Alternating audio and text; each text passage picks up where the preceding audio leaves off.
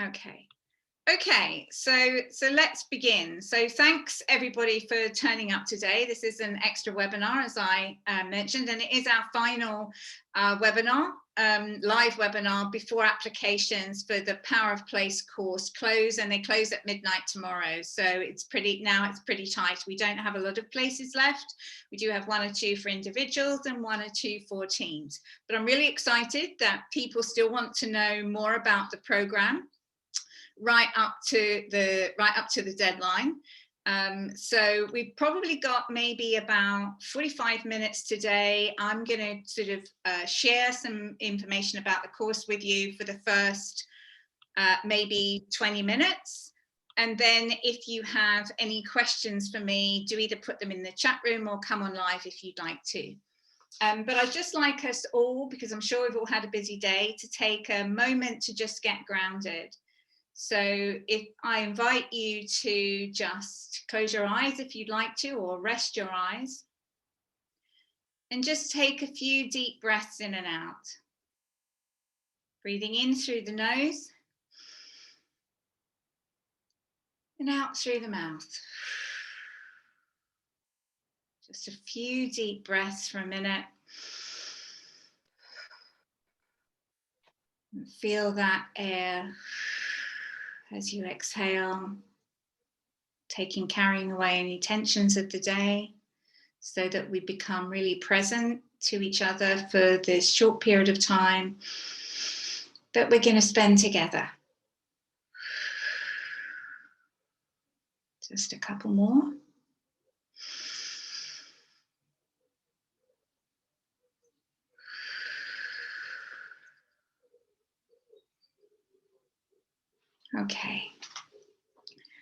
Okay, let's begin. Okay, so firstly, for those of you who don't know me, some of you do, a little bit about me, just very briefly. I've spent most of my career in brand strategy and communications, corporate social responsibility programs and sustainability narratives, working with global brands like some you may recognize, like Timberland, who make footwear and clothing, Patagonia, people like Levi's, people like Nike. So a lot of apparel brands that you'd recognize, but also some food brands like Innocent and beauty brands even, for my sins. A lot of tech scale-ups in renewable energy, a lot of food systems and construction, and quite a long career working with NGOs on systems change campaigns. So you might wonder why at Really Regenerative we're focused on place. And what is so powerful about thinking about the world and how we live and work in it from a perspective of place. So very briefly for me, primarily, it is about how nature and how life actually works. So working in place is a way of returning to a way of being in the world for the human system, for us humans, that follows the patterns and energy flows of nature and of life at a very fundamental level, and from 2 key perspectives, which are complexity and scale. So life constantly grows complexity over time. A life starts with a small cell that multiplies again and again and again until it reaches a level of complexity where its current form no longer serves it. So if you think about a chicken embryo in an egg, those cells multiply and multiply until the point in time where the form that the chicken is in then inside the egg no longer serves that life within it, and so it breaks out and it's born. And for the next period of time, it grows in complexity and capacity as an entity until it's a fully grown chicken and can continue to breed itself. So let me share my screen with you and share a little bit more of what that looks like. So, file, let's see, can you see that view? Oh, full screen. Okay, there we go. So the second thing that is really important about this particular pattern is that living systems, and if we're thinking about moving towards a more regenerative economy that is based on living systems and life thrives at what we call a scale linking level. So that is at the level of a bioregion or an ecoregion, could be a city. It basically works fundamentally at a level of place. So when we're trying to think about how can we move forward out of our current degenerative and extractive economic system going forward to create more an economy that is based more on living systems, if we're going to design a future that works in the way that nature has successfully worked for 3.8 billion years, this is the level, the place-based, bioregional, eco-regional level that we need to design and think at. So Power of Place as a course explores how we redesign systems at that level of complexity of place. And it combines two other ways in which we can work. The second way is regenerative development, which is our human development, our way of moving ourselves to the next level of understanding and complexity as a species. We have evolved as a species over many thousands of years, becoming increasingly complex, adding new worldviews onto our existing worldviews. And we've arrived at a place where complexity is more than a single human mind can cope with. So we have to find new collective intelligence ways of working in order to help us move forwards into the future successfully and address the existential threats that we have. And thirdly, through regenerative placemaking, which is how do we work in that way? How do we facilitate the places that we live and work in to move themselves to the next level of complexity that they naturally want to work in? So some of the questions that we address, which I get very regularly from organizations, whether they are brands, whether they're cities, whether they are landowners in place, is how do we work with the complexity of issues we face? Is there a way? How do we overcome the entrenched polarities of different visions, different beliefs, divisions in the communities and the different stakeholder groups that we're trying to work with? And I think perhaps you would agree with me that that is incredibly entrenched on a worldwide basis.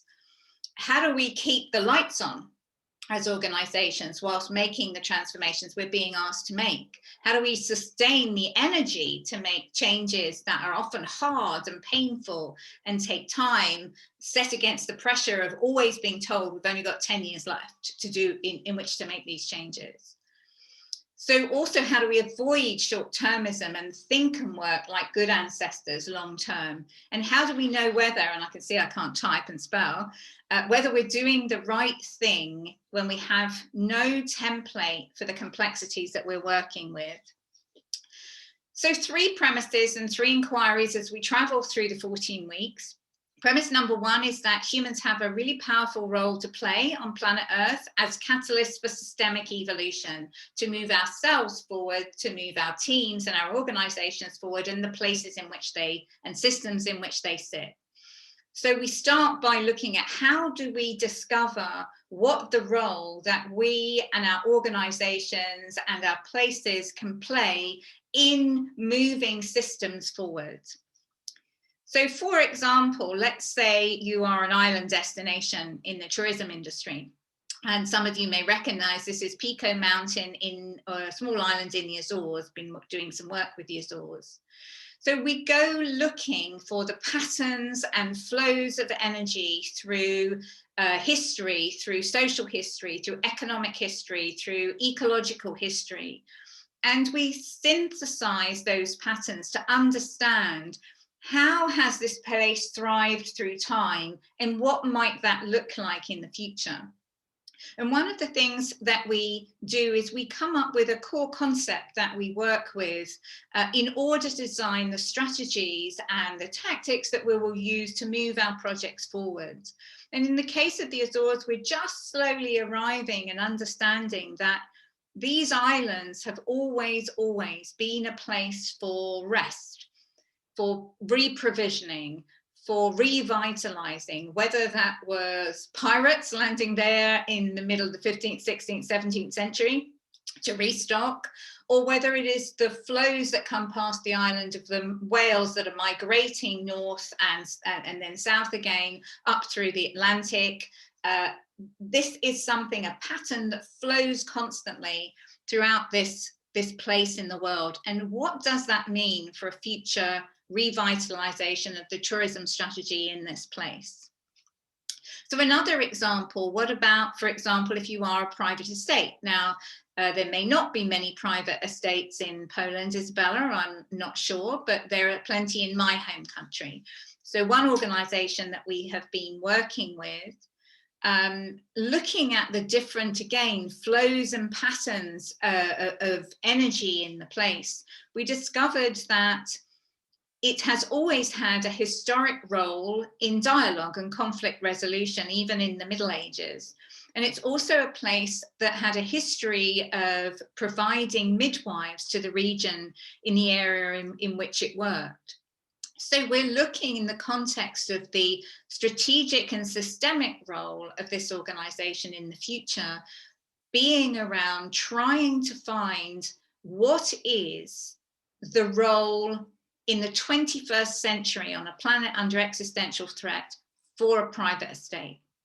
What is its place in the world, given the enormous privilege that it has been built on in the past? So those are two examples of how we start to work with patterns and flows, concepts and narratives at the beginning of the course. The second premise is that to change the way we design, we have to change the way we think. So how do we constantly challenge our thinking and that of others and our teams to ensure that we're acting and being regenerative? And the way in which we work during the course is we work with frameworks that come from a number of different sources. Some are very simple, some are much more complex. A very simple framework on the left is this action, is this project, is this thought, is this belief that I hold creating the conditions for life? Is it regenerative or is it degenerative? That's a very simple framework. We work with a framework, for example, that you see on the right to understand where currently in the system in which we sit is our project and our organization operating, and what is the next level of potential that we could move to. It's incredibly hard to go from a business as usual framework to work straight to regenerative, if not impossible. So we want to understand with deep compassion for the organizations and the people within them that we work with, where they are now, where they're coming from, so that as regenerative practitioners, we can help them move to the next level of complexity on their way to a regenerative future. And another very simple framework with deep complexity within it that we look at is how we as humans actually have evolved and how we've developed the different worldviews that we hold, so that we can recognize them in others and help others to understand them and see them. So the third premise is really simple, that regenerative places can only be designed using living systems, design, culture, and being. So how do we do that? And how do we, as regenerative practitioners, embody what it is to be regenerative ourselves? And to achieve that, we work with key living systems principles, which could be wholeness, potential, biocultural uniqueness, and all of these terms you'll learn more about during the course, but let's just take one here, potential, because it's a really important one. So in front of you here, you see a resort which colleagues of mine at an organisation that Gordon, you'll be familiar with, called Regenesis, worked with recently, where the owner of this property had a deep desire to build the most technologically advanced, sustainable resort that he possibly could. Very wealthy man, made a lot of money in stock, shares, bonds, all of those sorts of very unregenerative things. But it was looking to, as often people are, put something back into the planet and into the world.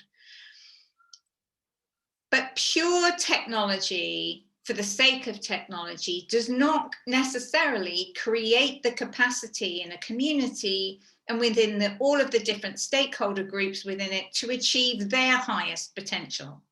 It's a project that might achieve the highest potential to be technologically advanced and sound, but what we're looking to do as regenerative practitioners is say, what is the highest potential for the ecology of this place? How can it move to the next level? And what is the potential to lift the people, all of the stakeholders in this region, up together so that we build their capacity to do this work in the future?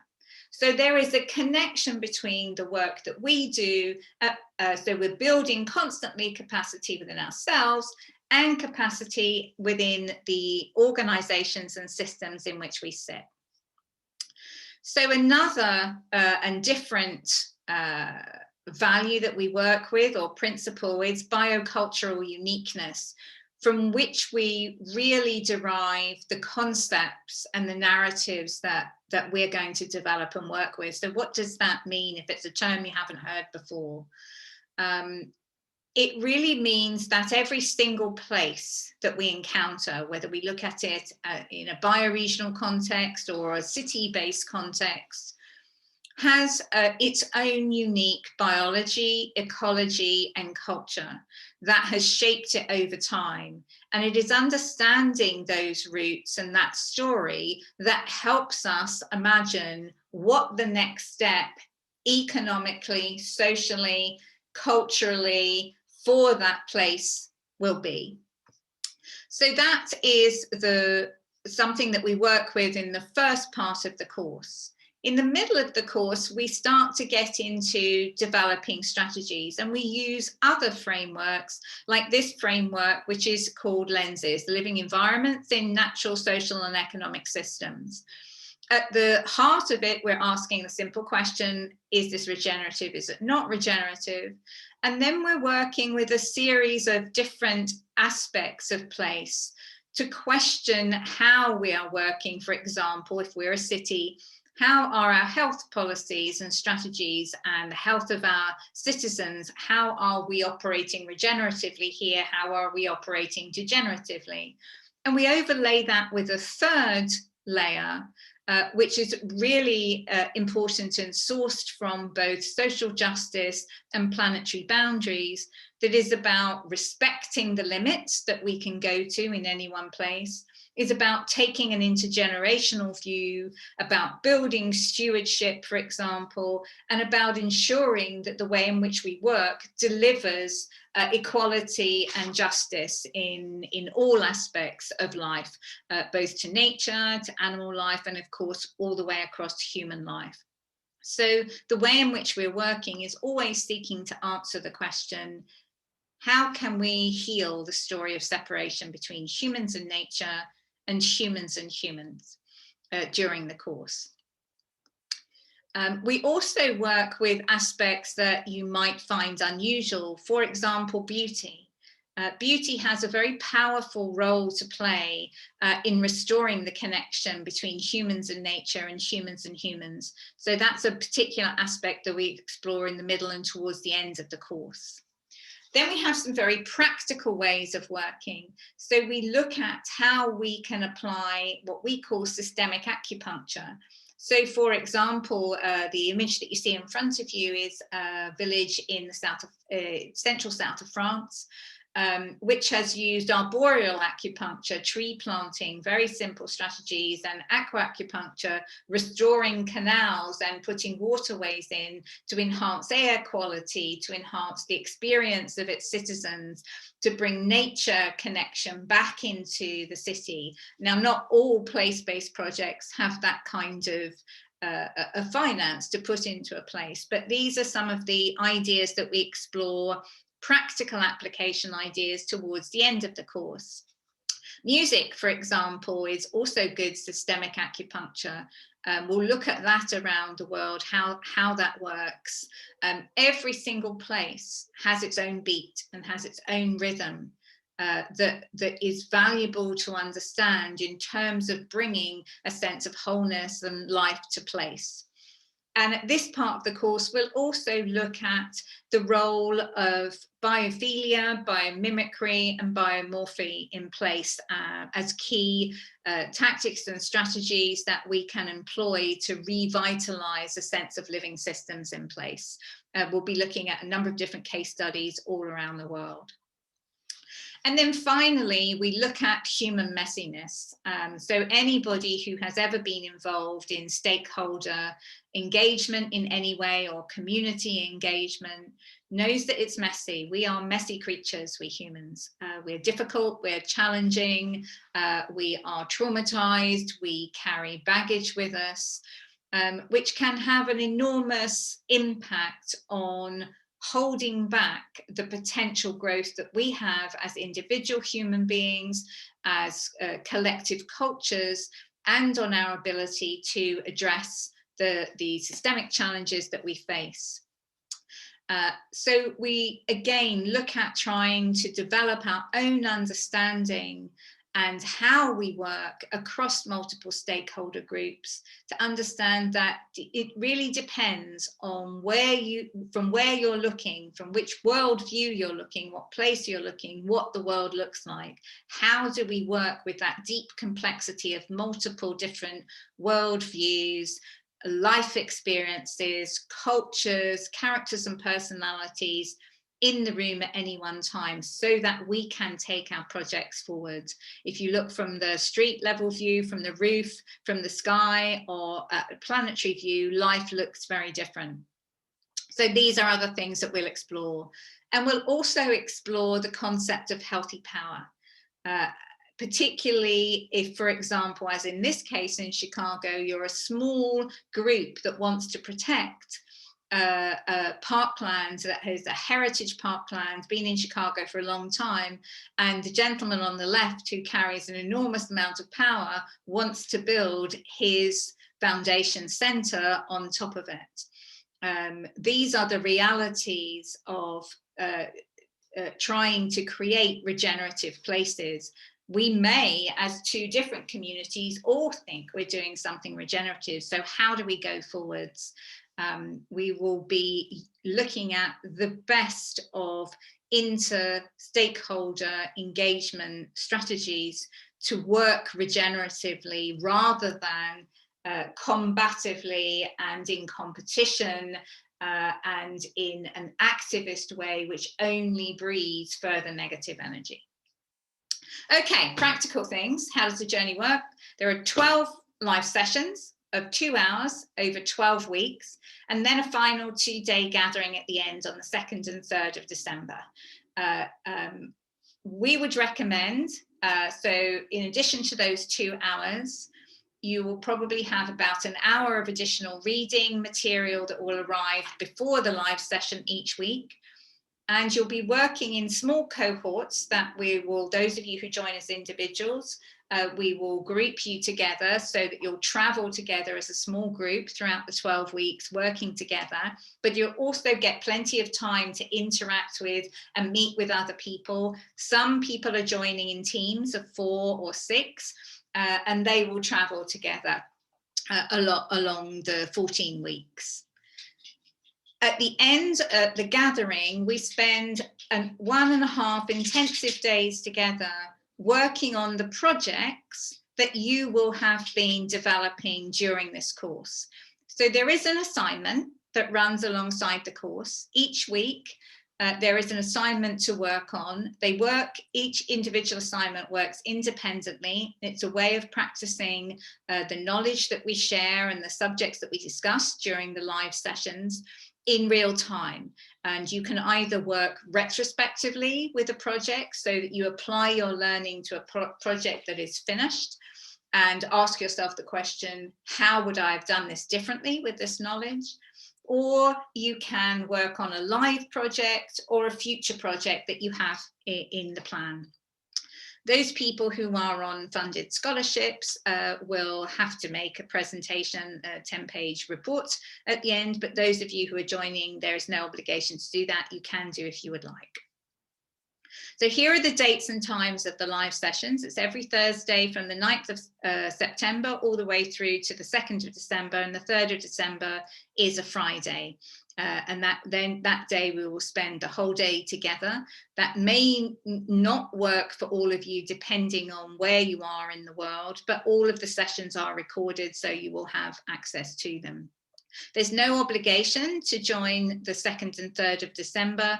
You are all welcome to join those fishbowl sessions, which I will host, and we'll work together on your projects using the collective intelligence of the group for a day and a half.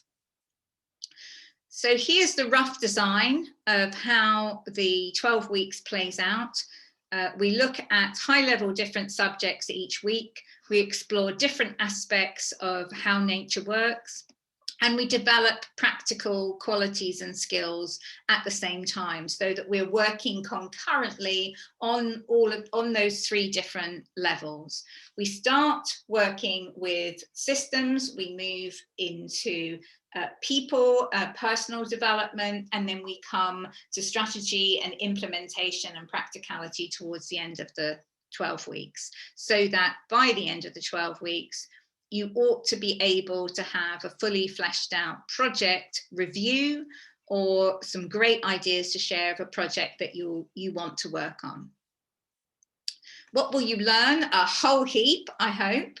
So how to identify the evolutionary and transformative role which your work, your organization can play in the system in which it lives is probably the most important thing. How to co-creatively shape a future story that underpins the strategy you're working on, with a concept that guides you like a North Star and helps you with decision-making in complexity, which is something I think that we all struggle with.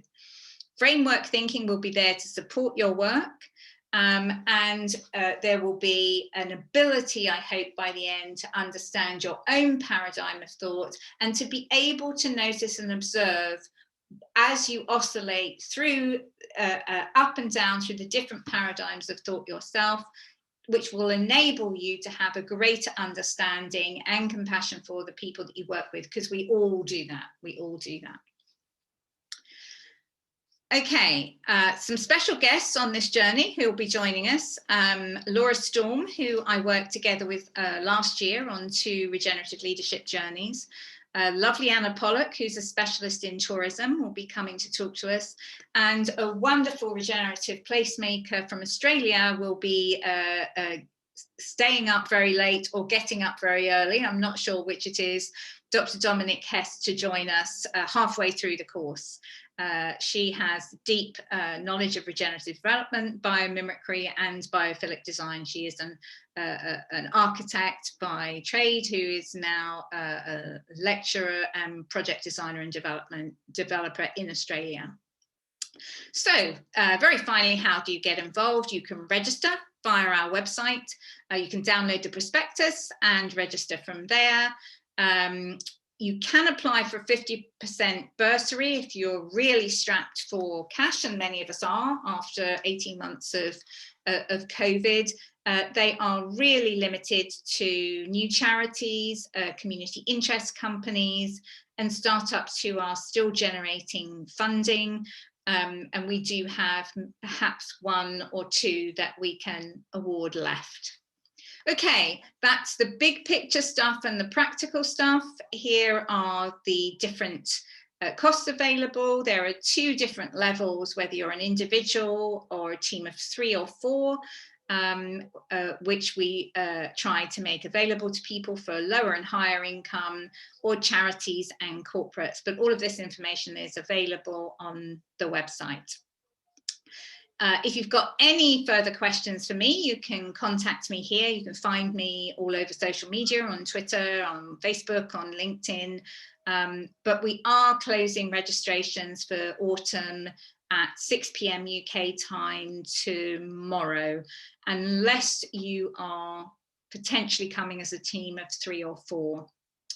We have, at the very last minute, been offered some funding for teams. So if you have already registered, but you have 2 or 3 more people that you would like to bring along, do drop me an email, because we may just have secured some funding to support that. Okay, that is absolutely enough from me. I am going to stop recording now.